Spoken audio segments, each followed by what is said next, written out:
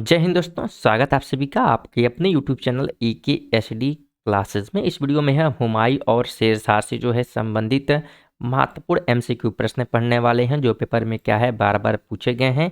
यानी सभी प्रश्न जो है बहुत ही महत्वपूर्ण है, इसलिए वीडियो को आप लोग जो है पूरा जो है कॉन्सनट्रेट होकर जरूर देखिएगा और वीडियो को अंत तक जरूर देखें। आप लोग वीडियो को आधा अधूरा देखते हैं तो आप लोग से निवेदन है कि वीडियो को आप लोग कंप्लीट देखा करिए स्टार्टिंग से अंत तक, जिससे कि आपको क्या है कंप्लीट जो है यहाँ पे नॉलेज मिल पाए। इसलिए जरूर देखें आप लोग कंप्लीट वीडियो को। चलिए वीडियो की शुरुआत करें। अगर हम बात करते हैं पहले प्रश्न की, तो पहला प्रश्न है निम्नलिखित में से कौन जो है सुमेलित नहीं है।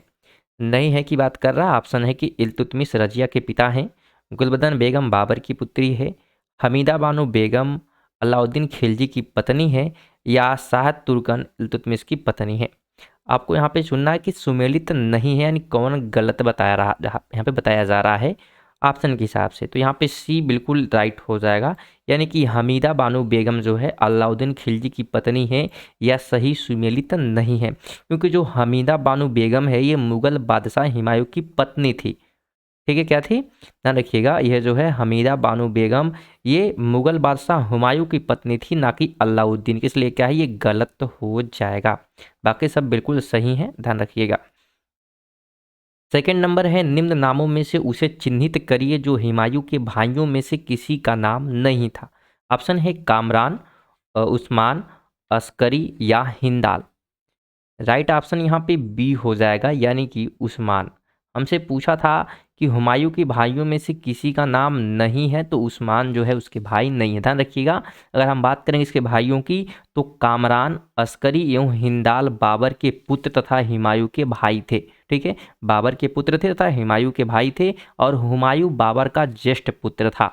हुमायूं ने जो है 1508 ईस्वी में काबुल में पैदा हुआ था ये, और उसकी माँ जो है माहम बेगम सिया संप्रदाय से संबंधित थी। तो माँ का नाम क्या है, माहम बेगम सिया से संबंधित है, ध्यान रखिएगा। 3 नंबर है निम्नलिखित में से किन दो शासकों के मध्य जो है 17 मई 1540 में कन्नौज के पास युद्ध हुआ। ऑप्शन आपके सामने दिए गए, हुमायूं सुल्तान मोहम्मद नुहानी है, शेरशाह एवं हुमायूं है, या शेरशाह एवं मिर्जा कामरान, या मोहम्मद शाह एवं हुमायूं। तो राइट ऑप्शन बी हो जाएगा, शेरशाह एवं हुमायूं। ध्यान रखिएगा 17 मई 1540 को जो है कन्नौज या बिलग्राम का युद्ध जो है शेरशाह सूरी एवं हुमायूं के बीच हुआ था। इस युद्ध में हुमायूं की पराजय हुई थी, और इसी युद्ध के बाद हुमायूं को निर्वास होना पड़ा और फारस में शरण लेनी पड़ी। 4 नंबर है निम्नलिखित में से मध्ययुगीन शासकों में से कौन एक उच्च शिक्षित था। तो ऑप्शन डी हो जाएगा, शेरशाह जो है उच्च शिक्षित था, ध्यान रखिएगा। शेरशाह सूरी ने जो है जौनपुर में औपचारिक शिक्षा प्राप्त की थी। 5 नंबर है निम्नलिखित घटनाओं पर विचार कीजिए तथा उन्हें कालानुक्रम व्यवस्थित कीजिए। ऑप्शन आपके सामने दिए गए हैं, दौराह का युद्ध है, कन्नौज का युद्ध है, समूहगढ़ का युद्ध है, या चौसा का युद्ध है। आप इसको आपको एक प्रकार से व्यवस्थित करना है कालानुक्रम, यानी कौन पहले हुआ और कौन बाद में हुआ। तो राइट ऑप्शन यहाँ पे बी हो जाएगा, ध्यान रखिएगा। बात करें तो सबसे पहले जो है यहाँ पे दौराह का युद्ध हुआ था, ठीक है, जो कि हुआ था 1531 से 32 के बीच में। उसके बाद चौसा का युद्ध होता है जो कि 1539 में होता है। कन्नौज का युद्ध होता है उसके बाद 1540 में, और सबसे लास्ट में सामूगढ़ का युद्ध होता है 1658 ईस्वी में। तो डेट भी आप लोग ध्यान रखिएगा। 6 नंबर है शेरशाह को अपनी जो है वीरता से प्रभावित करने वाले जैता और कुंपा किस स्थान से संबंधित थे। ऑप्शन है मालवा, मेवाड़, बुंदेलखंड या मारवाड़। तो राइट ऑप्शन यहाँ पे एक प्रकार से डी हो जाएगा, मारवाड़ से ये दोनों संबंधित हैं। बात किसकी हो रही है, तो जैता और कुंपा, यह दोनों जो है मारवाड़ के शासक मालदेव के सरदार थे। 7 नंबर है कि शेरशाह को दफनाया गया कहाँ पर। ऑप्शन दिए गए हैं कालिंजर में, सासाराम में, जौनपुर में, या पटना में।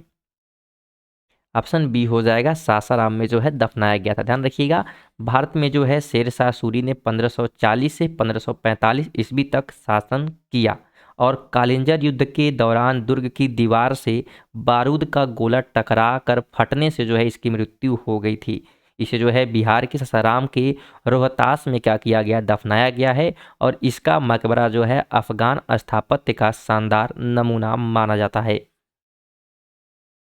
8 है दिल्ली की पुराना किला के वर्तमान स्वरूप का निर्माण निम्नलिखित में से किसने करवाया था?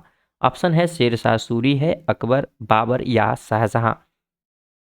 ऑप्शन ये हो जाएगा शेरशाह सूरी ने। ध्यान रखिएगा, अगर हम बात करेंगे इसके शासनकाल में जो है इसने जो है 1540 से 1545 ईस्वी के बीच जो है एक प्रकार से करवाया था इसका निर्माण। और यह किला जो है नई दिल्ली में यमुना नदी के किनारे क्या है स्थित प्राचीन दीन पनाह नगर का आंतरिक किला है। 9 है दिल्ली के पुराने किले के भीतर बनी मस्जिद किला एक कुहना का निर्माण किसने किया था?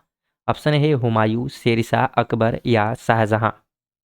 ऑप्शन यहाँ पे बी राइट हो जाएगा, शाहजहां। आप लोग क्वेश्चन को ध्यान से समझिए। क्वेश्चन जो है हमसे पूछा था कि दिल्ली के पुराने किले के भीतरी मस्जिद की बात कर रहा है किला एक कुहना, तो इसका निर्माण जो है कराया था शेरशाह ने। लेकिन दिल्ली के पुराने किले का निर्माण हुमायूं ने करवाया था। अगर दिल्ली के पुराने किले की बात करेगा तो हुमायूं ने करवाया है, और उसके अंदर भीतर जो है बनी मस्जिद किला एक कुहना तो शेरशाह ने करवाया है। बिल्कुल कंफ्यूज नहीं होना है। 3 नंबर है कि शेरशाह सूरी के संदर्भ में निम्नलिखित में से कौन से कथन सही हैं? पहला कथन है वह जो है एक शानदार प्रशासनिक व्यवस्था के निर्माता थे।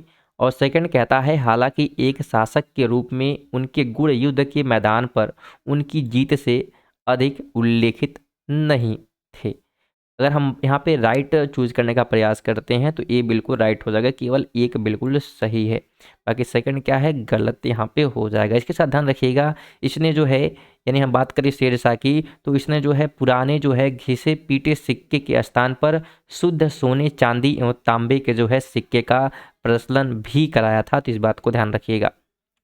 11 है कि कृषकों की सहायता के लिए किस मध्यकालीन भारतीय शासक ने पट्टा एवं कबूलियत की व्यवस्था प्रारंभ की थी? ऑप्शन है अलाउद्दीन खिलजी, मोहम्मद बिन तुगलक, शेरशाह या अकबर। राइट की बात करेंगे तो सी हो जाएगा शेरशाह सूरी ने। 12 है कि शेरशाह के अंतर्गत तांबे के दाम और चांदी के रुपये की विनिमय दर क्या थी? तो अगर विनिमय दर की हम बात करेंगे तो डी हो जाएगा 64/1 थी। ध्यान रखिएगा शेरशाह की मुद्रा व्यवस्था जो है अत्यंत विकसित थी और इसने जो है शुद्ध चांदी का रुपया जिसे 178 ग्रेन कहा गया तथा तांबे का दाम जिसे 380 ग्रेन कहा गया चलाया था। और रुपये का दाम की विनिमय जो दर है 1/64 थी। तो स्टूडेंट ये थे हमारे जो है हुमायूं और बाबर से जो कि पेपर में बार बार पूछे गए थे प्रश्न, सिर्फ उन्हीं को शामिल किया गया था। तो अगर वीडियो इन्फॉर्मेटिव लग रही है तो वीडियो को लाइक ज़रूर करें, और इसी प्रकार का वीडियो और पाना चाहते हैं तो चैनल को सब्सक्राइब भी कर सकते हैं। चलिए मिलते हैं नेक्स्ट वीडियो में, तब तक के लिए जय हिंद जय भारत।